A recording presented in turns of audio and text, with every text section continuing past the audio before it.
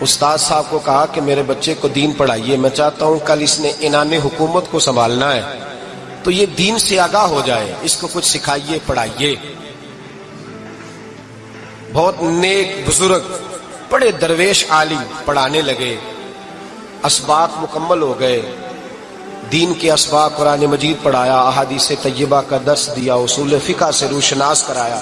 جب بچے نے مکمل تعلیم حاصل کر لی اور آمین ہو گئی، دستار ہو گئی، فارغ ہو گئے، تو پھر ایک دن استاد صاحب نے کہا بیٹے کل تم نے ضرور آنا ہے، کچھ بات کرنی ہے۔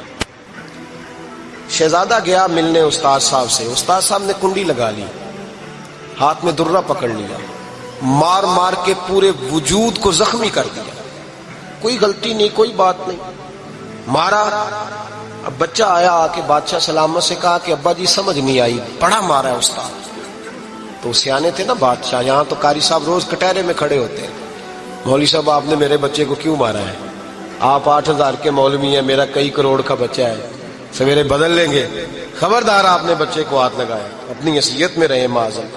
جو قومیں استادوں کو کٹہروں میں کھڑا کرتی ہیں وہ ترقی نہیں کر پاتی، جو استادوں کو کٹہروں میں روز کھڑا کرتے ہیں۔ کہا ابا جی بڑا مارا ہے، تو والد بڑے سمجھدار تھے، کہنے لگے بیٹا استاد باپ ہوتا ہے، وہ زیادتی نہیں کرتا، کوئی بات ہوگی، میں تیرے استاد کو کٹہرے میں نہیں بلاؤں گا۔ اماں سے بات کی، اماں کہنے لگی بیٹا میں تیرے باپ سے کیسے بات کروں، ڈرا تھا۔ وقت گزر گیا، 22 سال بیت گئے، 22 سال گزر گئے، بادشاہ کا انتقال ہوا، شہزادہ تخت پہ بیٹھا، پہلا حکم یہ دیا کہ میرے استاد کو بلاؤ، پہلا حکم۔ استاد جی بوڑھے ہو گئے تھے، چھڑی کے اوپر ٹیک لگا کے آئے اور بھویں سفید ہو کے جھک گئی تھیں، یوں آنکھ کھول کے بڑی مشکل سے دیکھا، کہنے لگے شہزادے حکم ہو۔ کب میں شہزادہ نہیں، اب میں بادشاہ بن گیا ہوں۔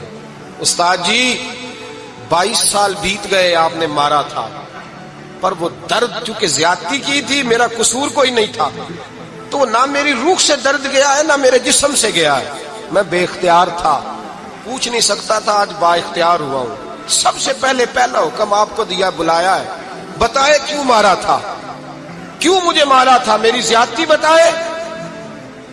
تو استاد، بوڑھے استاد کی آنکھیں آنسوؤں سے بھر گئیں، کہنے لگے بیٹے بس آج کے دن کے لیے مارا تھا، یہ جو دن آ گیا نا میری زندگی میں، اس لیے مارا تھا، یہ میں چاہتا تھا میری زندگی میں وقت ہے، آج کے بس میری مراد پوری ہو گئی۔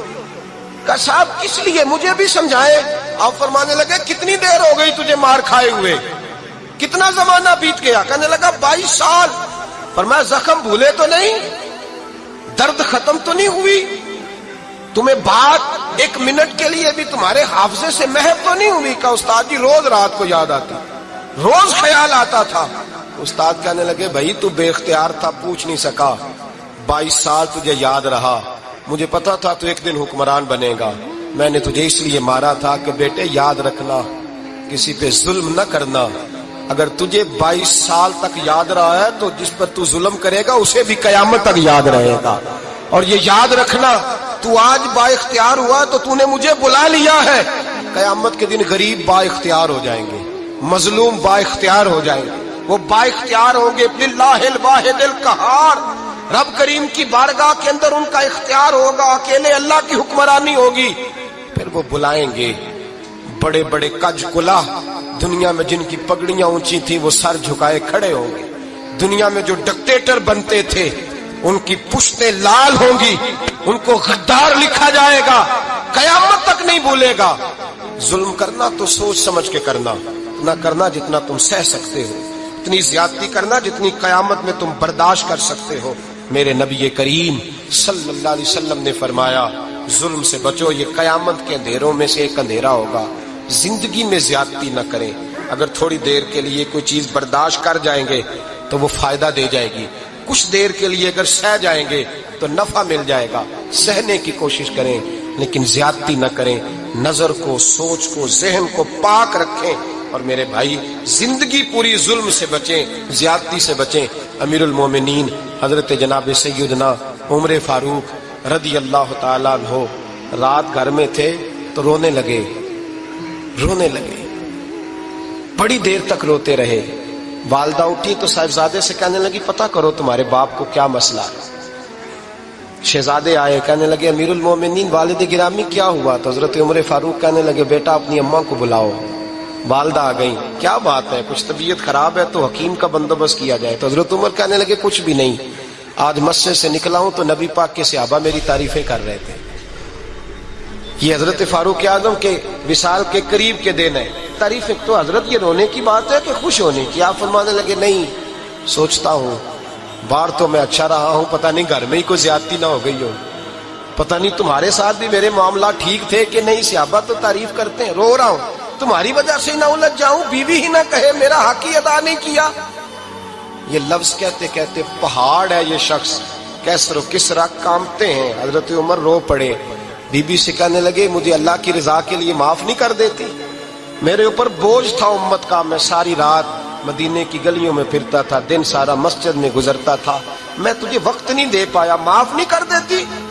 تو زوجہ کہنے لگی نہیں عمر، میں نے بھی زندگی میں اپنا کوئی سکھ چین نہیں دیکھا، کوئی چاؤ پورا نہیں کیا، میں کیسے معاف کر دوں، میں نہیں معاف کرتی۔ حضرت عمر زمین پہ بیٹھ گئے، رونے لگے، کہنے لگے چل معاف کر دے۔ کہنے لگی ایک وعدہ کرو، قیامت کے دن رب کریم کی بارگاہ میں میری سفارش کرو گے؟